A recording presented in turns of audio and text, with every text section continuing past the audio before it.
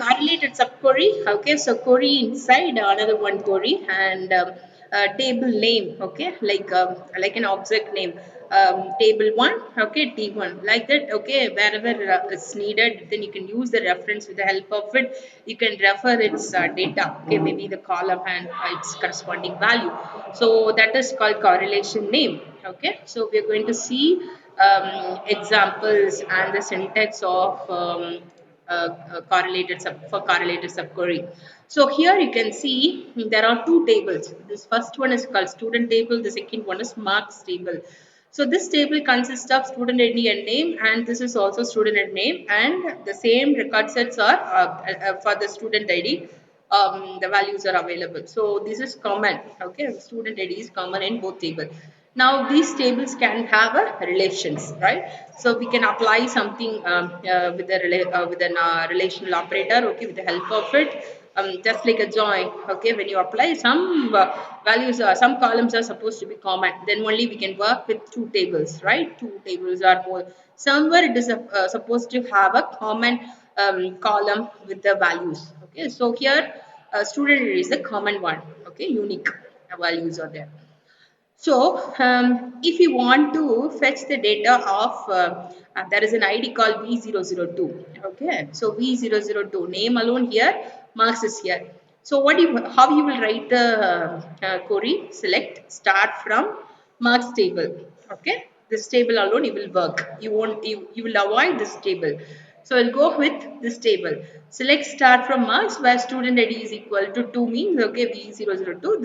This will be fetched and you will get the result. Right? Okay. Suppose I doesn't know about the ID. Okay.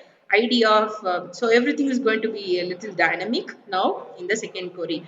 So here we are going to identify all the students who got better marks than that of the student whose ID is V02, but we do not know the marks of V002.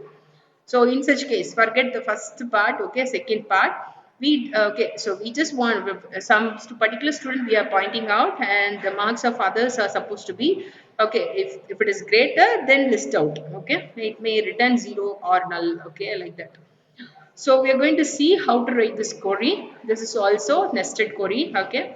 So okay, it doesn't start with select and a bracket. Okay. Instead, we are going to create an object for student for each table object, or we used to say correlation name. Student table, it is referred as A, and marks table referred by B. It is dynamic and user defined variables only. So for this table, okay, because we are going to connect with this table, then only we can work, okay, marks and columns, okay. So in such case, how we have to write the query? At last, we want to fetch, display what are the details, that is student ID, name, and total marks. Student ID from table 1 and the name from table 1. And because final result, okay, we want to display like that, name also. And total marks from this table. Okay, so this table reference is B. So we are considering A dot student ID means this one. Okay, and A dot name means this one. B dot total marks means this one. Okay, so this is the final columns we want to print. Okay, and the corresponding details. So here from which table? Table name, these two tables you have to mention. Come more than one tables are there. Suppose three tables are there. All three tables the same way. Select last outer query is supposed to have a select statement, then only it will display, right? So which are the format you want to display at last the columns, okay, that you have to specify. The second part must have the table name. Then it is followed by the where condition. You can write all those things in one single line. Where, okay, so in both table, the column ID is supposed to be same. That is one condition. And the second table, okay, total marks is supposed to be greater than, okay, so greater than 80. Okay, in general, he doesn't know about whether which ID is going to come. Okay, so we are just specifying. We want to find out in a class, okay, who are all having marks greater than, but their details are stored in two different tables. So this is how we can connect by this way. Okay, we can write, okay, select columns, and then from which table, okay, which are the tables you have to mention. Then it is followed by where condition. You can use any type of operators. more than one conditions if it is there, okay, you can use and or, okay, you can go ahead with all other operators. After where, okay, any condition you're going to apply. But if you map with the conditions inside the table, then it should refer this column with the help of this correlation name. Okay, so this is how correlation query works. Okay, when you connect with the two tables, two or more tables, correlated query will be useful. Okay, and there is some, okay, so that's a final result, right? When it is greater than 80, it takes and it returns, right? Okay, and okay, so there is another operator you can use, that is called exist, where followed by, okay, the previous one, where followed by straight away conditions, right? And here we are going to learn about where followed by, okay, we want to know whether it is exist or not exist, okay? If it is exist, that means if it is true means return, otherwise, okay, no need of execute this query. So if you want to apply that, okay, you can go for exist, okay. So there is a table called employee, okay. From this employee table, we are going to fetch these columns, okay, single table only. Sorry, it is how many tables? Um,